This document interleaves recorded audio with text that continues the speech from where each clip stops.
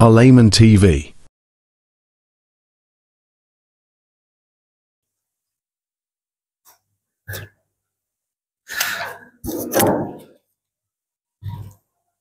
Usul yang kedua adalah as-sabru, dan dia merupakan senjata yang kedua bagi seorang dai. Yang pertama adalah al-yakin, kemudian yang kedua adalah as-sabru, yaitu sabar. Secara bahasa, as-sabru berarti al-habsu, yaitu menahan diri. Menahan diri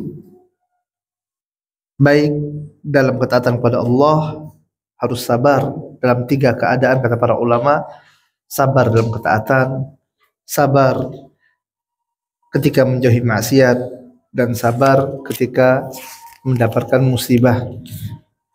Allah Ta'ala berfirman, fasbir kama sabaru ulul azmi minar rusul. Sabarlah kalian sebagaimana para rasul ulul azmi ini juga bersabar. Dan seorang yang tidak bisa sabar, maka dia tidak pantas untuk berdakwah. Dia memiliki ilmu, memiliki keyakinan, tapi kalau dia tidak sabar, maka dia tentu tidak akan sanggup untuk mengarungi medan dakwah ini. Kenapa? Karena dakwah ini bukan tempat untuk bermain.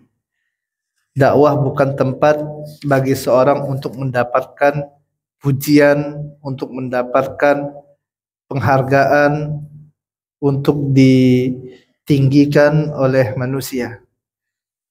Ini adalah suatu kesalahan sewaktu seorang mengira medan dakwah ini adalah tempat untuk mereka mendapatkan sanjungan dari manusia.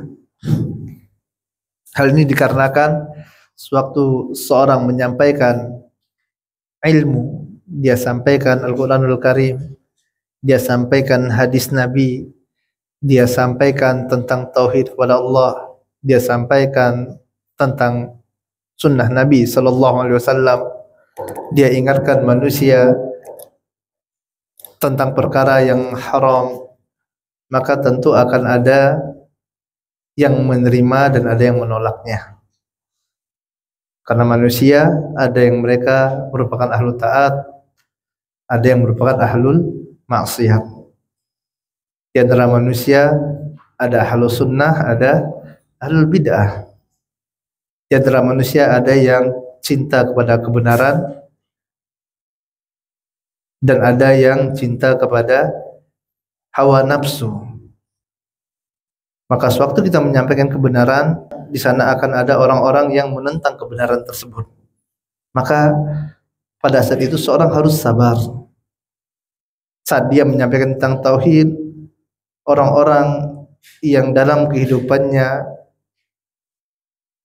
senantiasa melakukan kesyirikan kepada Allah, maka dia akan menentang dakwah yang kita sampaikan. Sewaktu kita mengajak manusia mengikuti sunnah Nabi SAW, orang-orang yang mereka hidup di atas bid'ah selama ini, bahkan sejak kecil sudah terbiasa dengan amalan-amalan yang Nabi, maka akan menentang dakwah tersebut. Maka pada saat itu dituntut seorang dai untuk bersabar, sebagaimana para nabi dan rasul pun mereka sabar dalam menjalankan dakwahnya.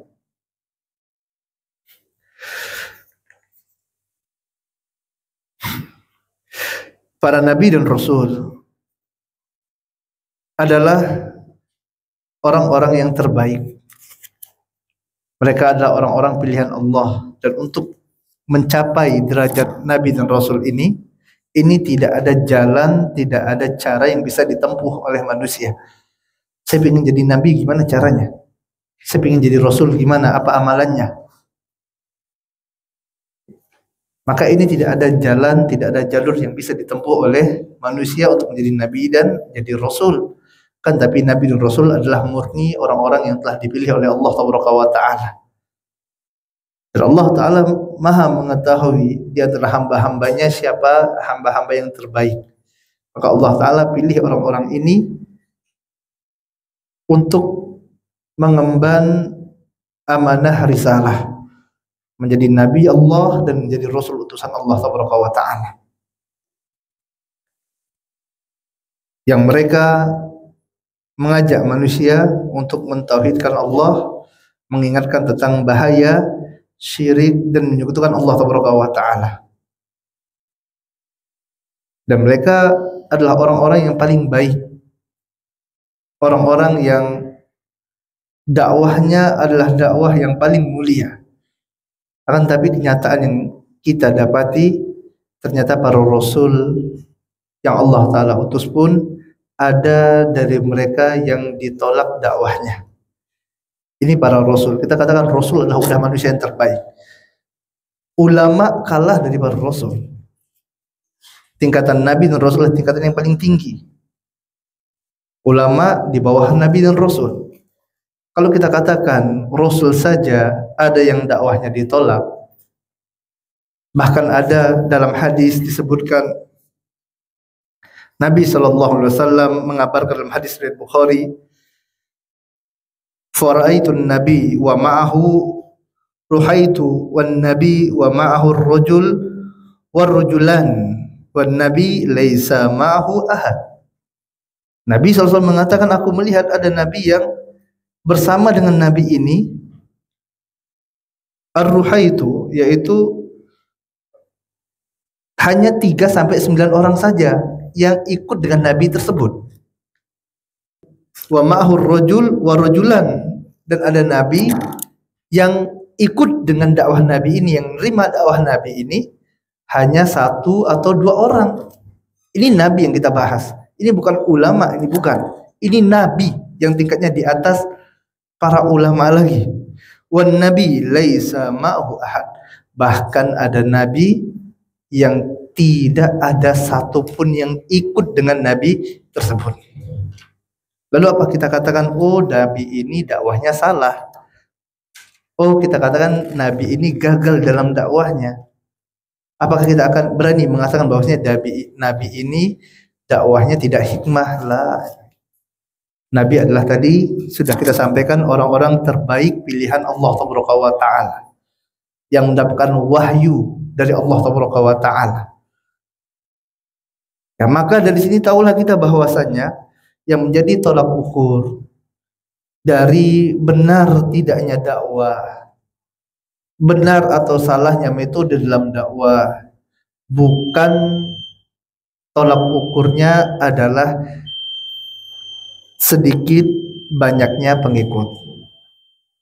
Ya, bisa kita katakan, oh lihat tuh si fulan, kalau dia kajian ribuan orang yang datang, maka tidak mungkin ini orang sesat. Tidak bisa kita katakan, lihat tuh si fulan, subscribernya jutaan. Lihat tuh si fulan, yang like kajiannya ribuan. Maka ini tidak kita bisa jadikan sebagai bahan untuk mengatakan benarnya dakwah yang dia jalankan. Kan tapi yang menjadi tolak ukur benar salahnya dakwah adalah bagaimana kesesuaian dakwah ini dengan Al-Quranul Karim dan sunnah Nabi Muhammad SAW. Artinya jamaah rahmati Allah Ta'ala, seorang dai dia harus tetap tegar di atas Al-Quran dan sunnah ini. Walaupun tadi akan ada orang yang menentang dakwahnya, akan ada orang yang tidak senang dengan apa yang disampaikannya, dia harus tetap bersabar sebagaimana para rasul ini bersabar. Karena dakwah bukan tempat main-main, bukan tempat anak manja. Oh, saya mau dakwah tapi harus ada fasilitas seperti ini. Seorang yang siap turun dalam medan dakwah, maka dia harus siap dengan keadaan yang berat sebagaimana keadaan para nabi dan rasul dahulu sewaktu berdakwah. Makanya diantaranya adalah dibutuhkan kesabaran ini. Sabar dalam dakwah. Dan sabar biasa didapat oleh seseorang apabila dia telah memiliki kedewasaan. Semakin dewasa, semakin bertambah usia, biasanya seorang akan semakin bertambah dewasa. Walaupun tidak kita katakan tolak ukur dewasanya seseorang adalah semakin tua, semakin dewasa, tidak.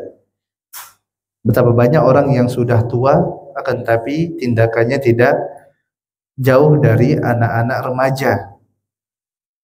Dan tidak sedikit juga seorang yang masih muda ternyata sudah memiliki kedewasaan dalam dirinya. Akan tapi sebagian besar secara umum kedewasaan itu adalah didapat setelah orang memiliki usia.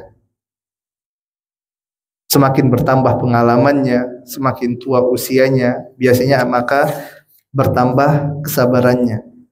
Oleh sebab itu para nabi itu kebanyakan diangkat menjadi nabi itu pada usia 40 tahun. Dikarenakan kata para ulama, orang yang telah mencapai usia 40 tahun ini adalah orang-orang yang telah mengetahui besarnya nikmat yang telah Allah Ta'ala berikan kepadanya dan juga kepada kedua orang tuanya sehingga dia terus mensyukuri nikmat tersebut. Ini dikatakan oleh Imam Al-Qurtubi. Kemudian Imam Ibnu Katsir rahimahullah ta'ala mengatakan ketika seorang berada pada usia 40 tahun maka sempurnalah akal, pemahaman dan kelemah lembutannya. Akalnya telah sempurna. Dia dalam menimbang perkara akan menjadi lebih bijak. Berbeda dengan para pemuda. Kita lihat sekarang sebagian orang buru-buru dalam dakwah. Nah, memiliki ilmu, dia memiliki ilmu. Tapi apakah telah memiliki kesabaran? Tidak sedikit orang yang memiliki ilmu akan tapi kurang sabarnya. Akhirnya apa yang dia lakukan di atas dakwahnya dia bangun dengan apa? Dengan keegoisan, dengan kekanak-kanakan, mudah tersinggung dengan ucapan manusia, tidak bisa ditegur sedikit bawaannya tersinggung. Ini masih jiwa kekanak-kanakan yang ada pada dirinya. Ya maka ini adalah menunjukkan lemahnya kesabaran. Dai harus memiliki senjata yang kedua setelah dia memiliki kekuatan al-yakin yang berasal dari ilmu yang benar, maka dia juga harus memiliki as-sabr, kesabaran dalam menerima konsekuensi dari dakwah yang dia lakukan. Kemudian selanjutnya Anda langsung baca saja secara ringkas.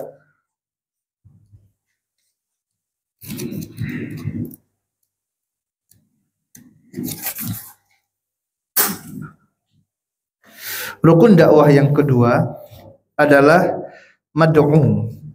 Jadi rukun dakwah yang pertama tadi da'iyah, yang kedua adalah mad'u. Mad'u adalah orang yang menerima dakwah.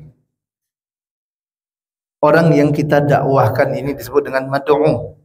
Maka untuk dapat memaksimalkan potensi tercapainya tujuan dalam dakwah, maka seorang dai harus bisa mengklasifikasikan mad'unya yang akan dia sampaikan dakwah tersebut. Dia harus bisa melihat bagaimana kondisi mad'u tadi. Sebagaimana apa yang dikatakan oleh Imam Ibnu Qayyim, mad'u ini bagaikan orang yang sakit. Kita harus bisa melihat sakitnya dia di mana, apa sebab sakitnya. Mad'u ini dia melakukan maksiat, apa sebab maksiat yang dia lakukan? Apakah ini karena subhat atau karena syahwat? Kalau karena syahwat, bagaimana penanganannya? Kalau subhat, bagaimana? Kemudian kita lihat bagaimana keadaan orang ini. Di sini kita bagi beberapa klasifikasi dari mad'u. Yang pertama adalah mad'u berdasarkan iman dan tidaknya. Mad'u jika ditinjau dari iman dia beriman atau tidak, maka akan terbagi menjadi dakwah kepada orang muslim dan dakwah kepada orang kafir. Nabi SAW dalam dakwahnya, ya Nabi SAW tidak hanya dakwah kepada para sahabat saja, tidak hanya dakwah kepada orang muslim, akan tapi juga dakwah kepada orang kafir. Maka kita lihat bagaimana dakwah yang dilakukan oleh Nabi SAW kepada orang-orang kafir. Apakah kita akan samakan dakwah kepada orang kafir dan dakwah kepada orang mukmin? Tentu akan berbeda dalam penanganannya. Apa yang harus kita dahulukan sewaktu kita ketemu dengan orang kafir? Apakah orang kafir ini berhak mendapatkan dakwah? Kita katakan dia juga berhak mendapatkan dakwah, sebagaimana Nabi SAW juga dakwah kepada orang-orang kafir ini. Ya, maka ini harus diperhatikan oleh para dai. Lihat bagaimana Nabi SAW dakwah kepada orang yang baru masuk Islam dengan dakwah kepada orang yang telah lama keislamannya. Pada perang Hunain, Nabi SAW berikan kepada orang-orang yang baru masuk Islam ini, di antaranya adalah Abu Sufyan, kemudian Muawiyah bin Abi Sufyan, anaknya Abu Sufyan, Hakim bin Hizam, Safwan bin Umayyah.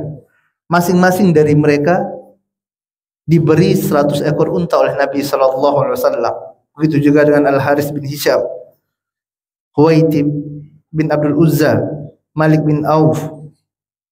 Setiap orang ini dikasih 100 ekor unta oleh Nabi SAW. Satu ekor unta berapa sih harganya? Unta itu mahal lagi, lebih mahal dari sapi. Anggaplah satu ekor unta itu 50 juta. 100 ekor unta berapa? 5 miliar. Satu orang dikasih 5 miliar, 5 miliar, 5 miliar.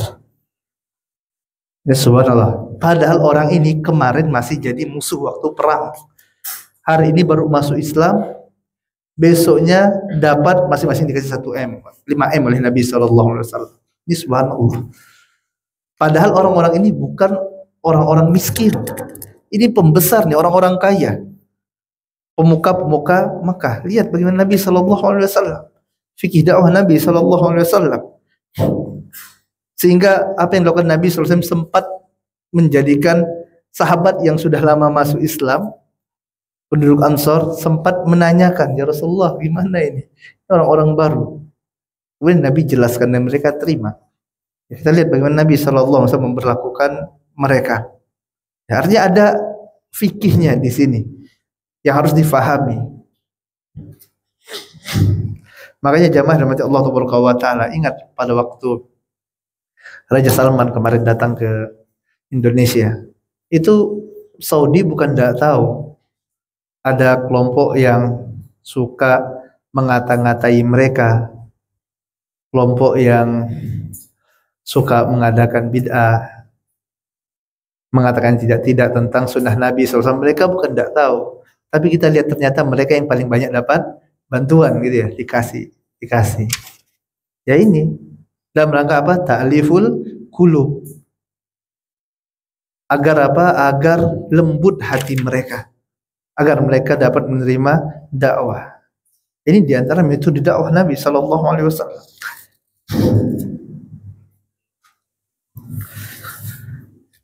Ya. Kemudian juga mad'u berdasarkan status sosial dan kedudukannya di masyarakat.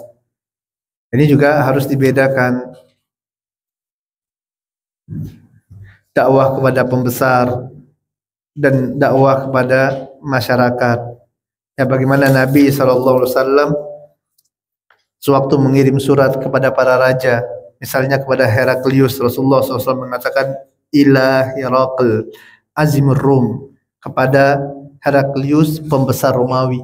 Nabi SAW menggunakan kata pembesar. Ini adalah ucapan yang tetap meninggikan kedudukan Herakl sebagaimana mestinya. Dia adalah seorang raja. Maka tidak masalah sewaktu kita dakwah dengan para pemuka, dengan jenderal, bisa kita katakan Pak Jenderal. dengan bupati, Pak Bupati. Ini mubah, tidak masalah. Dengan gubernur, Pak Gubernur yang terhormat, misalnya kan, Pak Presiden yang terhormat. Dan tidak masalah kita menggunakan ungkapan-ungkapan seperti Pak Kiai, ya. Dan ini digunakan oleh Nabi Shallallahu Alaihi Wasallam. Kemudian lihat bagaimana Nabi Shallallahu Alaihi Wasallam ya sewaktu dakwah kepada penguasa, ada penguasa yang salah, maka Nabi Shallallahu Alaihi Wasallam hadis riwayat Ahmad mengatakan barang siapa yang ingin menasihati penguasa, ya maka janganlah dia nasihati depan umum penguasa tersebut. Akan tetapi ambillah tangannya, bicarakanlah empat mata dengannya. Jika nasihat itu diterima, maka itu yang kita harapkan. Apabila nasihat itu tidak diterima, maka kita telah menunaikan kewajiban kita. Ini dakwah. Beda sewaktu kita dakwah mengingatkan orang, masyarakat dengan menasihati pemimpin, penguasa. Ya, karena penguasa ada kehormatannya. Dia pasti dia jaga kedudukannya di mata bawahnya. Mungkin apa yang kita sampaikan benar, tapi sewaktu kita sampaikan pada tempat yang salah, di sana ada bawahan-bawahannya, antum sampaikan antum salah seperti ini. Mungkin kalau kita sampaikan pada tempat yang lebih tepat, sewaktu berdoa dia akan terima. Tapi karena di hadapan pengikutnya, maka dakwah yang harusnya bisa diterima malah ditolak. Kemudian diperhatikan juga jumlahnya. Sewaktu kita dakwah di hadapan banyak manusia, tabligh akbar nih ramai. Artinya sewaktu ramai seperti ini, jamaahnya majemuk, macam-macam usianya, macam-macam pemahamannya. Ada yang dia dari tingkat pendidikan, ada yang lulusan SD, ada yang lulusan SMP, ada yang lulus kuliah, ada yang doktor, dari profesi juga macam-macam, ada yang pedagang, ada yang karyawan, ada yang petani. Ini artinya majemuk, macam-macam. Maka gunakanlah kalimat-kalimat yang sifatnya umum. Ya beda jika kita adakan kelas khusus, misalnya kelas khusus pedagang. Ini gunakan istilah mereka. Kelas khusus untuk dokter. Ya maka ini berbeda. Tapi kalau misalnya jumlahnya ramai, ya maka gunakanlah kalimat-kalimat yang umum. Kemudian mad'u berdasarkan tingkat usia dan pemahamannya. Ini juga diperhatikan sewaktu kita dakwah kepada anak-anak. Ini juga dakwah kepada anak-anak. Sewaktu kita ngajar anak SD, ngajar baca Al-Quran, ini dakwah kepada mereka, menyuruh mereka, mengajak mereka untuk mengenal Allah, mengajak mereka untuk sholat, untuk membaca Al-Quran. Maka jangan diremehkan gitu loh. Sebagian orang mengira yang namanya dakwah itu sewaktu kita ceramah di depan masjid, di mimbar, itu baru dakwah. Lah, antum sewaktu ngajar TPA, ada 2-3 orang anak-anak yang kita ajarkan, ini dakwah, mengajak mereka ke jalan Allah Subhanahu wa taala. Maka tentu berbeda sewaktu kita ngajar anak-anak dengan ngajar orang dewasa. Nah, maka tadi butuh kefakihan, tidak bisa pukul rata. Mad'u berdasarkan tingkat intelijensinya.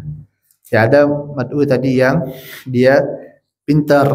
Sewaktu misalnya kita dakwah kepada ahlul kitab atau dakwah kepada ahlu sunnah, beda dong dengan dakwah kepada ahlul bidah.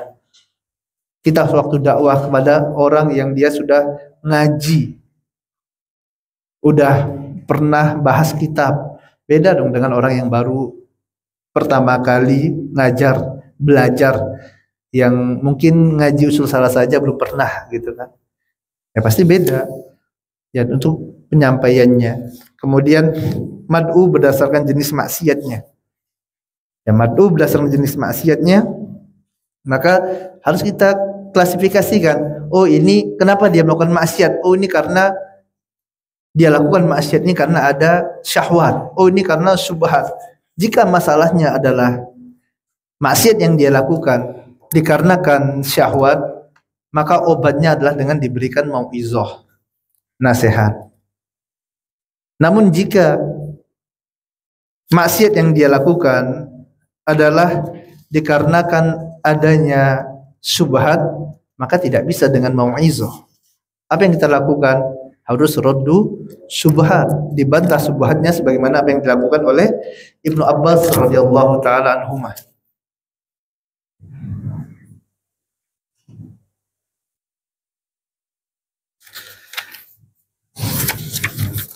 Kemudian mad'u berdasarkan besar kecilnya maksiat. Ini juga butuh kita klasifikasikan. Ini ada orang kita dakwahi, dia ada macam-macam maksiat yang dia lakukan. Ya, dia suka judi, kemudian suka mabuk, kemudian berzina, kemudian dia pakai jimat juga. Yang mana yang pertama nih? Oh, ini dosa besar, dosa besar, dosa besar, dosa besar yang paling besar. Artinya dosa besar yang paling besar dulu.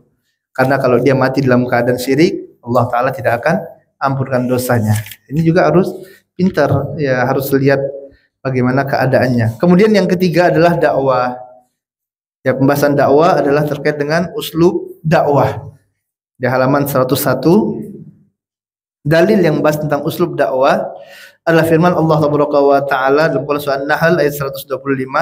Allah Ta'ala berfirman, "Ud'u ila sabili rabbika bil hikmati wal mau'izatil hasanati wajadilhum billati hiya ahsan."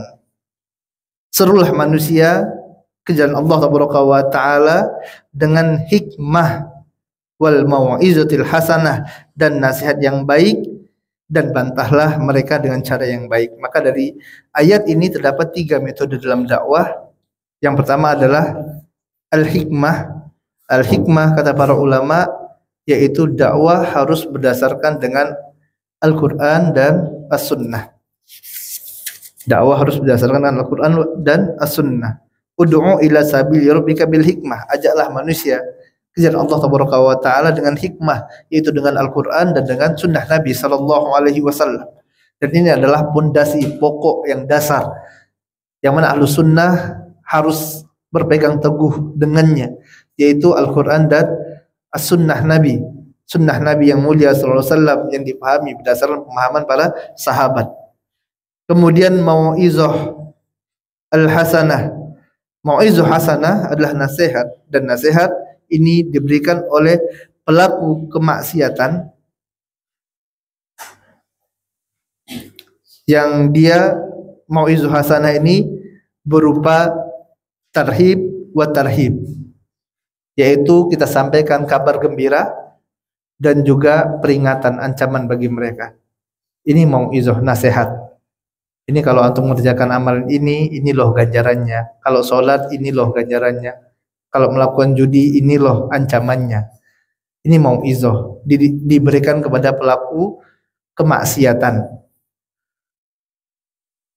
Sedangkan yang ketiga, jadilhu billati hiya ahsan, yaitu debatlah dengan cara yang baik, dengan cara yang terbaik, bukan cara baik. Ahsan, ahsan adalah yang terbaik.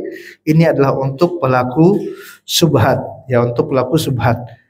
Yaitu orang yang di kepala mereka ada subhat, mereka melakukan maksiat ini karena apa? Karena ada subhat, mereka kira ini benar padahal suatu kesalahan. Dan debat yang ahsan adalah debat yang dibangun dengan ilmu dan adab. Ilmu dan adab serta niat yang ikhlas untuk mendapatkan kebenaran dan terhindar dari kebatilan, menghilangkan subhat dan kesalahpahaman. Debat yang ahsan bukan seperti debat yang dilakukan oleh ahlul kitab dan ahlul ahwa, yang tujuan debat mereka adalah untuk melegalkan kesalahan dan menyebarkan fitnah. Ya, ini hendaklah seorang faqih bisa melihat bagaimana debat yang akan dia lakukan. Ya, kemudian juga hendaklah dia perhatikan terkait dengan rukun-rukun debat. Ada beberapa hal yang diperhatikan saat berdebat dengan ahlus syubhat agar debatnya menjadi debat yang terpuji. Yang pertama adalah yang berdebat adalah seorang yang alim dan kuat dari sisi keilmuan. Kemudian yang kedua, dia harus ikhlas dalam dakwahnya. Dan debat merupakan di antara metode dakwah dan dia harus ikhlas. Kemudian yang ketiga, debatnya harus dilakukan secara tertutup, bukan debat terbuka yang didengarkan oleh jutaan manusia. Kenapa? Karena jika debatnya debat terbuka, ahlu sunnah dengan ahlu bid'ah, ahlu bid'ah sampaikan, dikasih waktu 15 menit, dia sampaikan 40 subhatnya. dan ini didengar oleh manusia, jutaan orang mendengar. Kemudian setelah itu dikasih waktu untuk ahlu sunnah membantahnya, dikasih waktu 1 jam. Ini aja mungkin tidak mau ahlu bid'ahnya, maka masa kita cuma 15 menit, dia 1 jam.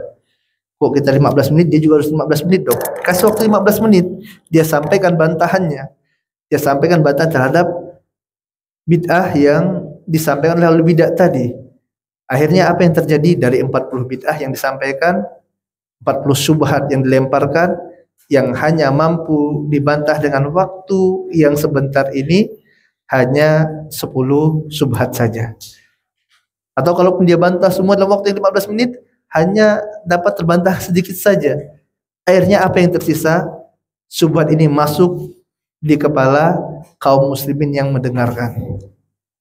Ini tadi kita katakan, hendaklah seorang yang akan berdebat dia perhatikan, dan jangan mau debat terbuka seperti ini yang didengarkan oleh banyak orang-orang awam. Karena yang dengarkan ini beda. Kalau yang dengarkan tadi adalah ahlus sunnah yang ilmunya sudah mapan, sudah kuat.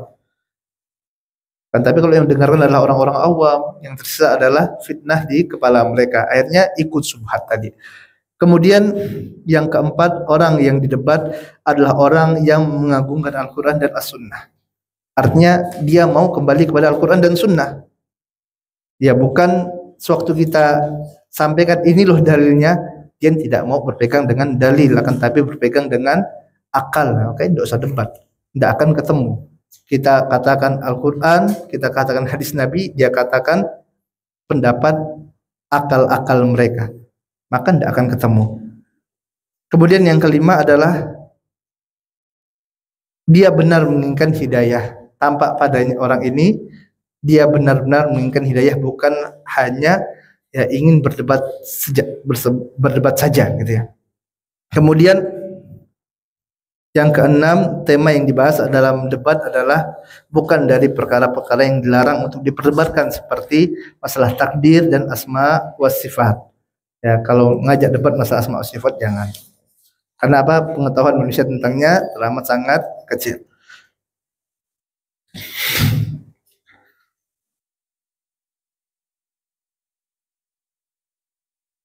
Kemudian halaman 108 adalah terkait dengan uslub dakwah hadisah.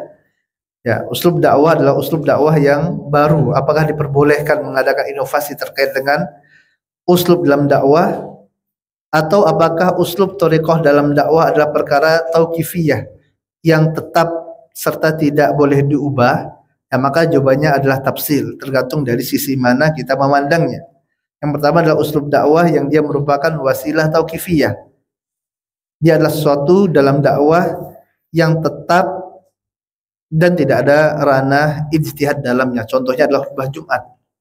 Ya, khutbah Jumat adalah wasilah tauqifiyah. Ini adalah wasilah dakwah. Akan tapi dia adalah wasilah tauqifiyah, tidak bisa diubah-ubah. Saya mau khutbah Jumatnya diganti hari Sabtu saja ya. Ini tidak bisa. Karena ini adalah wasilah tauqifiyah, tetap tidak boleh diganti. Ya udahlah, khutbah Jumatnya malam aja. Tidak bisa. Ya, tetap khutbah Jumat pada waktu yang telah ditetapkan oleh Allah Taala. Kemudian adalah wasilah adiyah, wasilah yang sifatnya adi. Uslub dakwah yang tidak tetap dan padanya ada ranah untuk ijtihad. Dan dia bukan maksud dalam dakwah itu sendiri, akan tapi hanya sebagai wasilah pendukung. Seperti misalnya menggunakan wasail seperti mikrofon dalam dakwah, kemudian bangun pesantren, pondok, universitas, ya. Kemudian disampaikan dalamnya pengajaran Islam, maka ini tidak mengapa. Kemudian pada bab keempat adalah upah dari ibadah dalam dakwah. Apakah boleh seorang mengambil upah dalam dakwahnya? Ya. Dakwah merupakan ibadah kepada Allah Taala. Dia merupakan bagian dari ibadah. Ya, dakwah adalah ibadah kepada Allah Taala.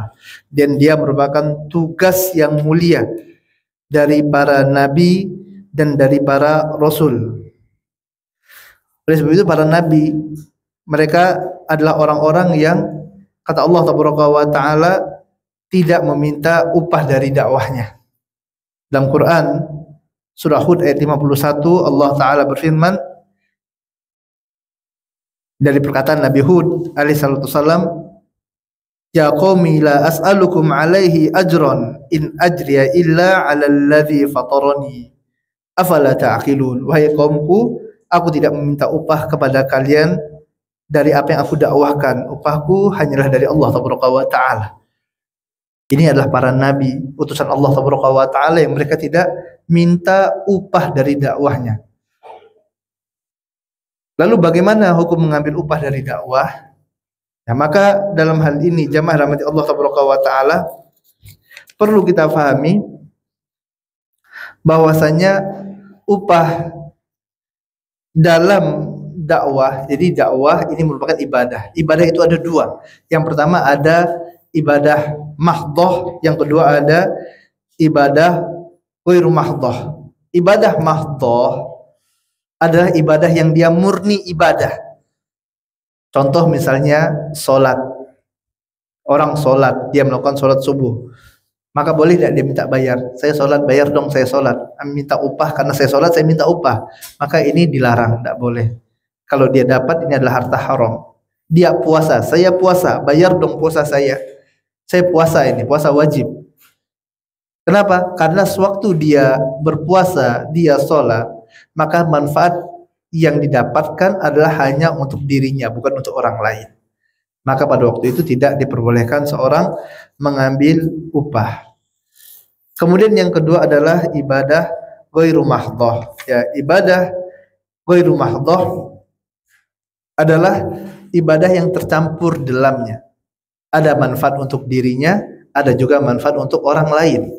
Contoh misalnya orang yang mengajarkan Al-Quran. Seorang yang mengajarkan Al-Quran, berdakwah, mengajarkan Al-Quran, maka dia mendapatkan manfaat bagi dirinya dalam dakwahnya ini. Akan tapi orang lain mendapatkan manfaat tidak. Orang lain juga mendapatkan manfaat dari apa yang dia ajarkan tersebut. Maka ini adalah ibadah ghairu mahdhah. Jadi selain dirinya, orang lain juga mendapatkan pahala dari apa yang dia sampaikan. Untuk ibadah ghairu mahdhah ini, apabila upahnya diberikan oleh pihak ketiga dari Baitul Mal ataupun dari negara dan dia tidak masang tarif sejak awal, sepakat para ulama, maka ini diperbolehkan. Ada orang yang ngajar, nanti dia dibayar oleh negara, termasuklah nanti guru misalnya dibayar oleh negara, dia ngajarkan agama yang dibayar oleh pihak ketiga, maka sepakat para ulama ini tidak mengapa. Kemudian yang jadi masalah adalah sewaktu seseorang dia memasang tarif dalam dakwahnya. Yang tadi sebelumnya dia dibayar oleh pihak ketiga dan dia tidak memasang tarif. Dia tidak memasang tarif, bebas berapa dikasih, dia pergi ngajar kajian, ngisi khutbah, tidak ada kesepakatan sejak awal. Yang namanya ujroh itu kesepakatan sejak awal. Misalnya saya akan ngajar, saya akan khutbah di sana, tapi bayaran saya sekian. Kamu sepakat enggak sekian? Saya sepakat, ini ujroh. Tapi kalau misalnya kita datang dikasih, ini bukan ujroh, ini hadiah. Ini yang kedua, ini enggak masalah. Yang jadi masalah adalah sewaktu ada kesepakatan. Nah, adapun terkait dengan adanya kesepakatan ini, ya maka khilaf para ulama, ya halaman 120, apakah boleh memasang tarif dalam dakwah? Pendapat pertama mengatakan hukum memasang tarif dalam dakwah adalah ya pendapat dari mazhab Hanafi dan Hambali. Mereka berpendapat bahwasanya hukumnya adalah haram, tidak boleh. Kenapa? Dalil mereka adalah bahwasanya para nabi ini adalah orang-orang yang tidak meminta upah dalam dakwahnya. Kita katakan upah tadi adalah sesuatu yang disepakati, ujroh. Tidak ada nabi pasang tarif, tidak ada. Makanya kata pendapat pertama ini haram, tidak boleh. Kemudian mereka juga mengatakan ini termasuk menjual agama Allah dengan harga yang murah.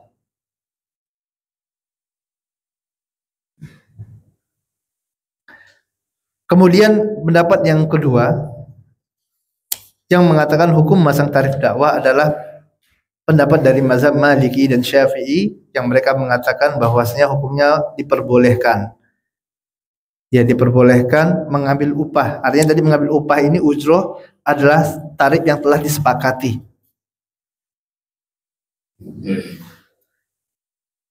Dalil dari pendapat yang kedua ini adalah hadis yang diriwayatkan oleh Ibnu Abbas radhiyallahu taala anhuma bahwasanya sekelompok sahabat Nabi SAW ya pernah suatu melakukan perjalanan, kemudian di tengah jalan melewati suatu perkampungan yang mana orang di kampung ini minta kepada mereka untuk membantu mengobati kepala kampungnya yang tersengat kalajengking. Maka mereka mau membantu dengan catatan nanti dibayar kambing. Akhirnya mereka pun sepakat. Pergilah sahabat ini mendatangi orang yang tersengat tadi, kemudian dia ruqyah, dibacakan ayat-ayat Al-Qur'anul Karim, dan ternyata orang ini sembuh dengan izin Allah Taala. Ya, kemudian dibayarkanlah kepadanya beberapa ekor kambing tadi. Sewaktu mendapatkan bayaran ini, sahabat ini pun khilaf. Sebagian mereka katakan, oh ini tidak boleh ini. Ini sama saja mengambil upah dari dakwah. Sebagian mengatakan tidak apa-apa. Akhirnya mereka datang kepada Nabi SAW dan Nabi SAW mengatakan, Inna ahaqqa ma akhadhtum alaihi ajran kitabullah. Sesungguhnya upah yang paling pantas untuk kalian ambil adalah dari kitabullah. Ya, maka pendapat ini mengatakan dia tidak mengapa. Ya, mengambil dari kitabullah berdasarkan dalil ini. Ya, kemudian lalu bagaimana kita menyelaraskan kedua dalil yang seolah kontradiktif ini? Ya, maka para ulama menjelaskan bahwasanya yang benar, yang paling tepat adalah jawabannya secara tafsir. Secara tafsir. Pertama kita harus melihat tentang keadaan tempat dakwahnya. Kalau seandainya tempat dakwahnya itu adalah tempat yang sudah banyak dai-nya dan yang kita ajarkan adalah ilmu yang sudah banyak diajarkan di sana. Misal mengajarkan Al-Qur'an, dan di sana udah banyak orang mengajarkan Al-Qur'an yang gratis pun banyak. Dia bikin berbayar. Maka yang seperti ini tidak mengapa. Ya, tidak mengapa. Dan ini adalah termasuk ibadah yang ghairu mahdhah tadi. Kemudian keadaan yang kedua adalah jika seandainya dia berada di tempat yang tidak ada orang yang dakwah di sana. Tidak ada orang yang bisa mengajarkan Al-Quran. Hanya dia satu-satunya yang bisa mengajarkan Al-Quran. Maka pada waktu itu status dia mengajarkan Al-Quran adalah fardu ain. Wajib bagi dia mengajarkan Al-Quran. Dan untuk keadaan yang seperti ini, walaupun ibadahnya ghairu mahdhah, tapi statusnya dia wajib dakwah di sana, maka pada waktu itu haram baginya untuk mengambil upah. Ini adalah kesimpulan yang disampaikan oleh para ulama. Ya, yang pertama halaman 125 tidak dibenarkan mengambil upah dari ibadah mahdhah dan ibadah yang sifatnya wajib. Ya, ini sifatnya wajib, yaitu dia dakwah di tempat yang tidak ada orang yang dakwah di sana. Yang kedua, boleh mengambil upah dari ibadah ghairu mahdhah seperti mengajar Al-Qur'an dan ilmu-ilmu keislaman lainnya, begitu juga dengan menulis buku keislaman. Kemudian dia jual selama tidak terdapat penghalangnya. Selama tidak terdapat penghalangnya. Dan di antara penghalangnya tadi adalah apabila di tempat tersebut tidak ada orang lain yang mendakwahkannya. Kemudian yang ketiga, di antara penghalangnya adalah ibadah tersebut sifatnya wajib dan fardu ain. Apabila dia merupakan ibadah yang sifatnya wajib, maka tidak diperbolehkan bagi seorang untuk mengambil upah. Misalnya dia tinggal di suatu daerah yang di sana tidak ada satu orang pun yang bisa mengajarkan Al-Quran selain dirinya, maka pada waktu itu wajib baginya untuk bangkit dan berdakwah mengajarkan manusia Al-Quran kepada manusia, dan tidak diperbolehkan baginya untuk mengambil ujroh atau upah. Ya, kembali lagi upah di sini adalah upah yang disepakati. Ya, dan dia wajib dakwah di tempat tersebut. Kemudian yang keempat adalah keikhlasan seorang dai dalam dakwahnya tidaklah diukur dari berapa besar upah yang dia ambil, akan tapi hendaklah seorang dai berupaya semaksimal mungkin menjaga niat dalam dakwahnya dan mengikuti tata cara dakwah yang dicontohkan oleh Nabi Sallallahu Alaihi Wasallam. Taib, alhamdulillah ya, selesai kita dalam pembahasan buku ini. Ya, semoga apa yang kita bahas ini dapat bermanfaat ya bagi kita semuanya, bagi anak pribadi dan bagi antum dan antuna semuanya. Ya, apa yang benar datang dari Allah Taala dan yang salah datang dari kelemahan ilmu ana dan dari syaitan. Wassallallahu ala nabiyina Muhammadin wa ala alihi wa sahbihi ajma'in wa akhiru da'wana walhamdulillahirabbil alamin. Subhanakallahumma wa bihamdika asyhadu an la ilaha illa anta astaghfiruka wa atubu ilaik. Assalamualaikum warahmatullahi wabarakatuh.